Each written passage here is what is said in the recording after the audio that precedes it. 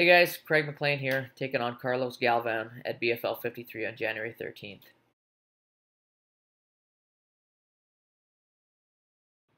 Yeah, I suppose getting that extra 5 pounds is always nice, especially through the holidays. Get to eat a little bit more.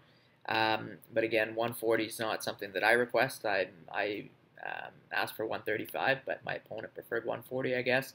A little bit safer with out-of-town opponents as well, especially with Battlefield's 8% weigh-in rules. So I've got no problems making 135. Again, those last couple pounds are never easy, but I do it without problems.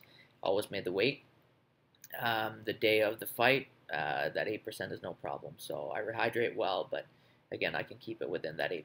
So 135 pounds is where I belong, though.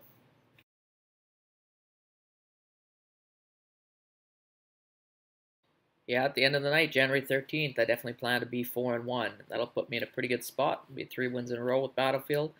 So the natural question I've had is fighting for the belt, and we've had Cole actually been training with us, so he's been a good addition that way.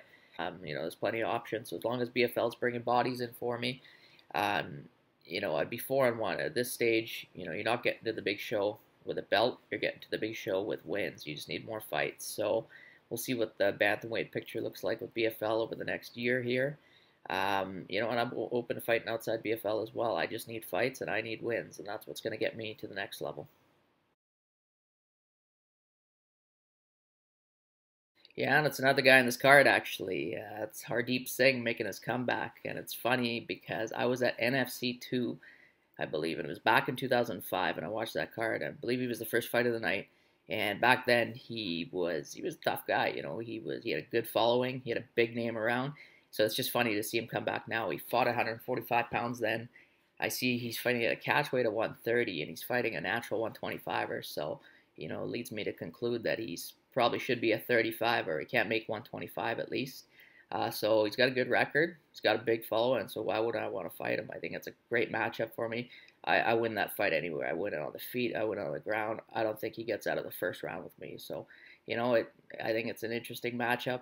He's got a good record, so why would I want to fight him? So let's make that fight happen.